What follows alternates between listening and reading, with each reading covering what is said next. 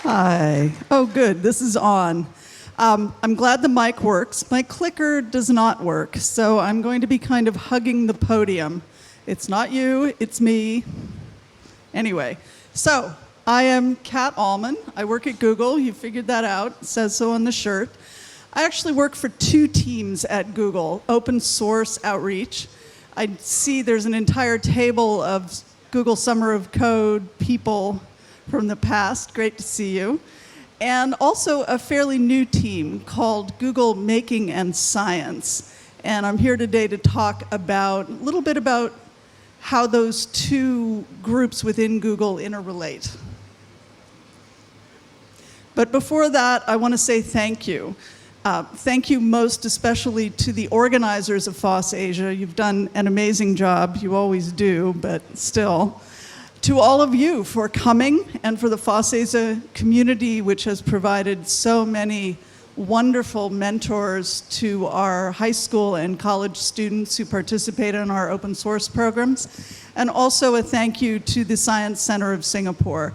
I'm very excited to be here and have a chance to explore this facility, and I'm sure we all very much appreciate them hosting us on short notice. So, my dual role at Google. Both of them are outreach roles. As you probably know, how shall I say this? Marketing is a little bit of a dirty word in engineering circles.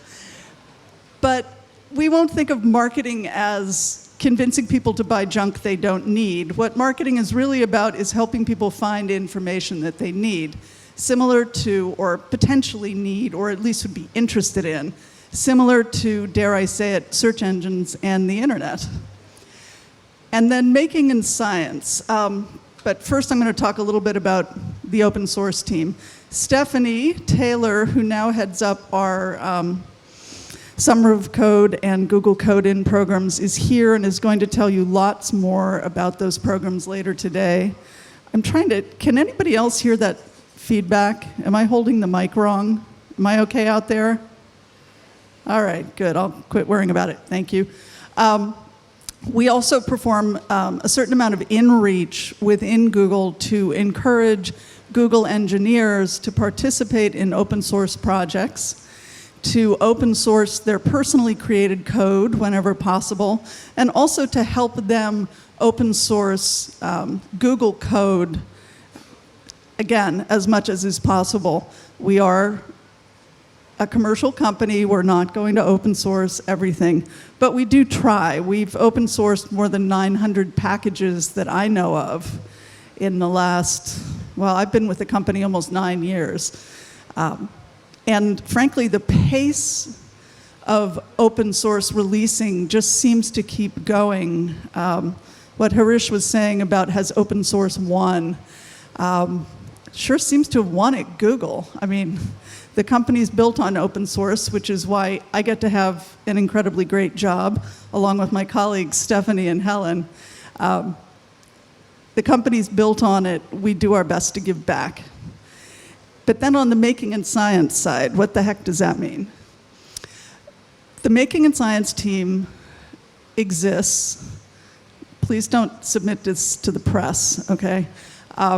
2 years ago, Larry Page went to Maker Faire, the original giant Maker Faire in San Mateo, California. Who here has heard of Maker Fairs? Okay, so lots of people have fun things to learn about. That's great. Maker Faire is a weekend event similar to this, but it expands beyond software and hardware engineering to all different kinds of making and craft, be it robots, fractal crochet, cupcake cars, fire dancing, all different kinds of science exploration for kids of all ages. We sponsor the Learn to Solder tent.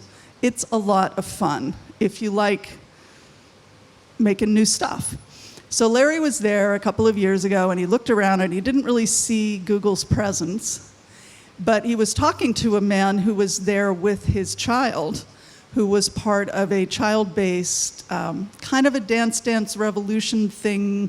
The stuff Bunny was talking about sounded similar, but it was designed for very small kids and built by very small kids. and it lit up when you danced on it. It was really cool.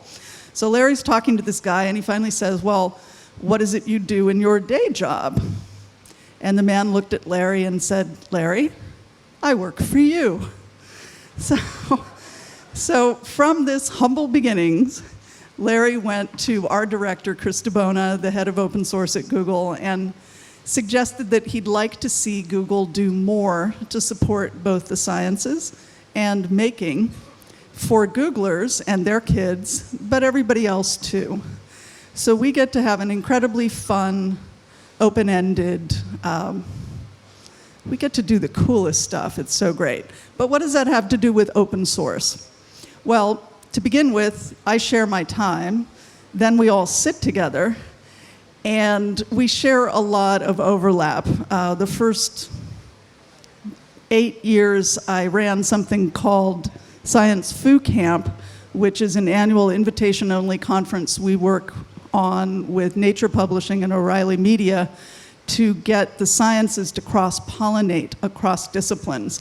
We bring a whole bunch of scientists to Google, everything from graduate students to Nobel Prize winners, and they spontaneously create the content for the weekend-long conference by themselves.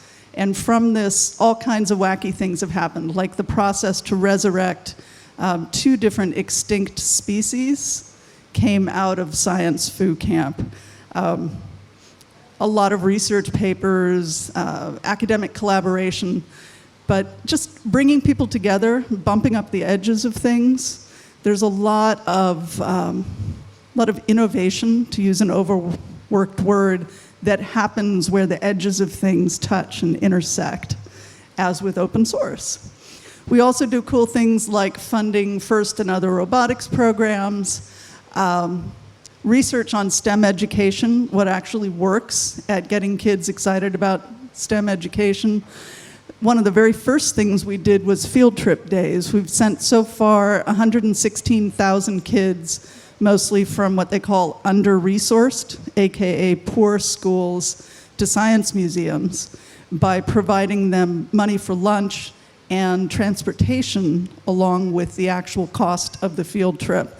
For many of these kids, it's not only the first time they've ever been to a science museum, it's the first time they've ever been outside of their immediate area. So it's been really inspiring to get to be involved with that process. And it is not just in the US. As much as possible, we try and keep all our programs spread out across as much of the globe as we can. In fact, I think we've talked with the Science Center of Singapore about doing this, but I'll have to check with a colleague about that. So all kinds of different things. That's on just the one team, but we're just part of what Google does around science. First of all, the entire company's built on, computer science. So there's that. If anybody here knows anyone or is between 13 and 18 and interested in science, I see a few people that appear to be the right age. Google Science Fair is a global science fair contest. And right now, the application period for students just opened. And if you're at all interested, I would encourage you to go online and check it out.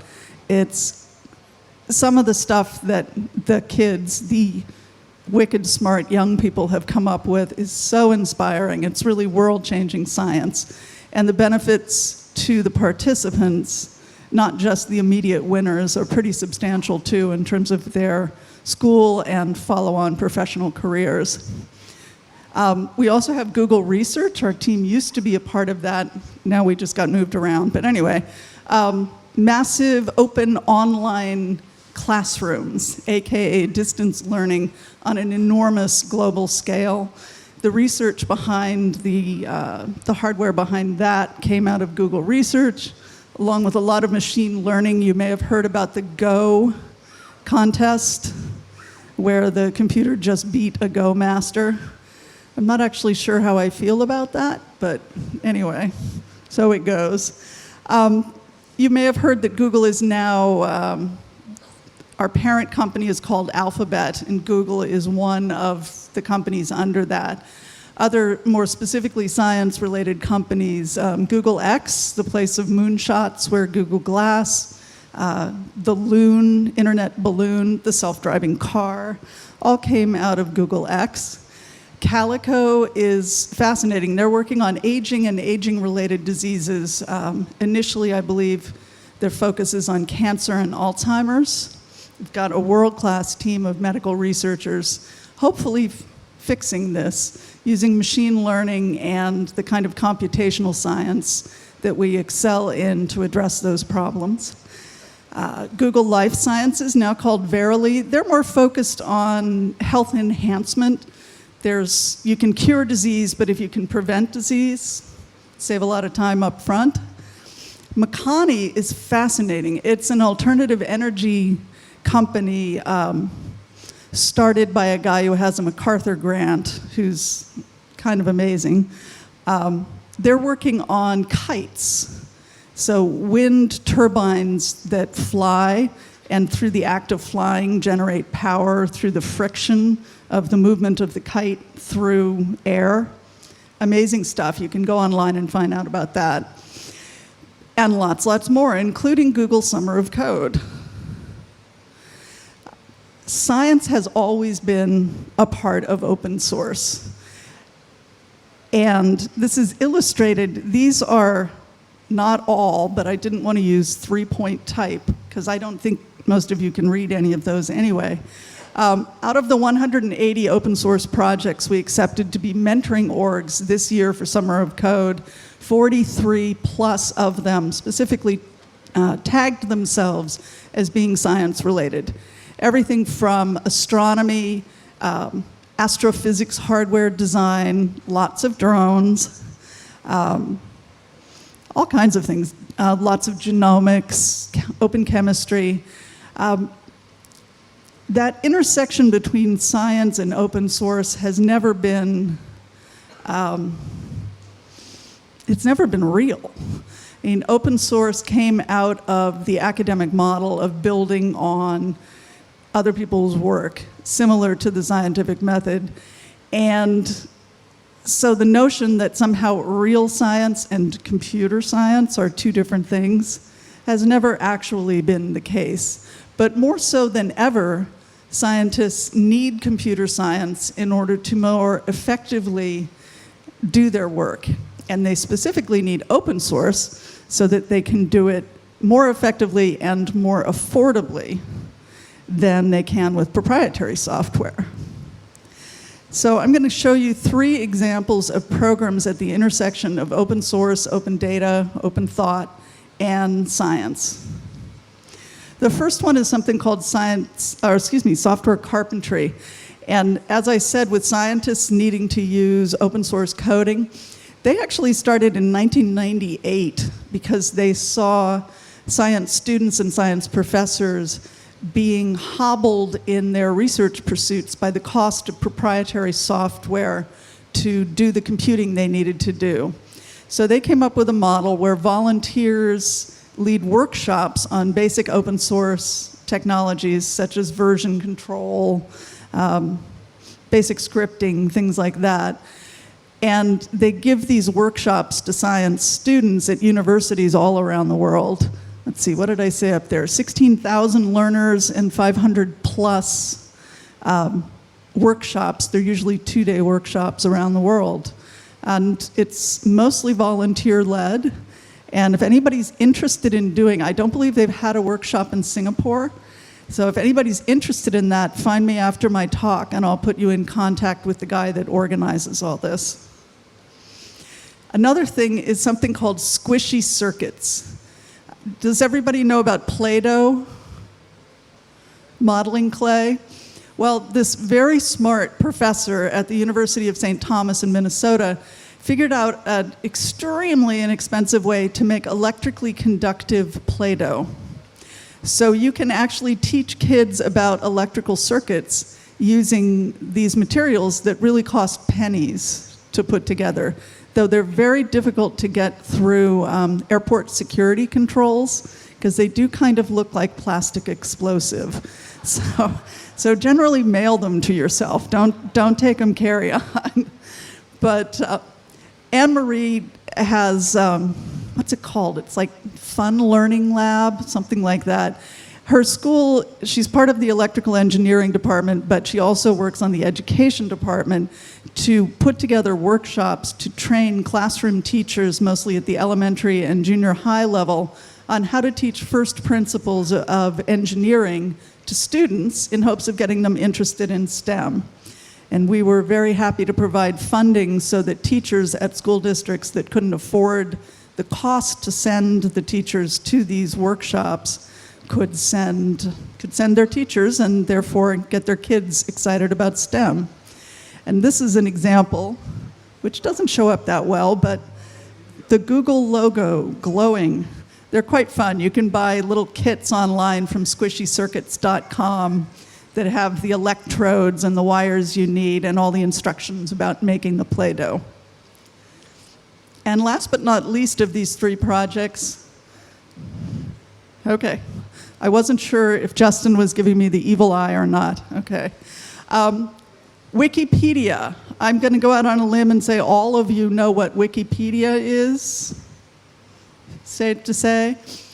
As you all know, Wikipedia content is generated by volunteers, and therefore there's very deep content on some subjects and less deep content on other subjects. The Wiki Education Foundation wants to increase the content and improve the quality of the content in Wikipedia, specifically this year around science. How they do that is they have programs where they work with university professors so that students, rather than doing term papers which disappear into their parents' basement, actually they generate Wikipedia articles which are vetted by their professors in the subject they're studying, therefore increasing the body of content in Wikipedia around science topics while teaching the kids about how to communicate science concepts and generally make Wikipedia richer, in part because whereas most Wikipedia editors, I think in general 10% of the editors are women, in this particular effort 65% of the editors are women, bringing a fresh perspective overall to Wikipedia's content. And they also are working to have more content generated in languages other than English, which is also extremely important. Thanks. And we're very proud to be a major funder of this effort for this year. Oh, and now he is giving me the evil eye, so I'm going to wrap it up. No, really, why does Google care about science? Well, science and open source are all about creating new knowledge. And as you know, Google is all about organizing the world's information and making it universally accessible. So the more information there is, the more information we get to organize and make accessible. So it's really a net win for us all. Plus, it's really fun. And I would encourage you all to embrace that fun. This is my favorite quote from an American poet named Mary Oliver. The world offers itself to your imagination. Open source, as with science, gives you the opportunity to stretch yourself and create new aspects of the world for all of us and make the world better, which is an amazingly fun thing to do. So I encourage you to get out there and have some fun. So, thank you very much. All right, thank you very much, Cat.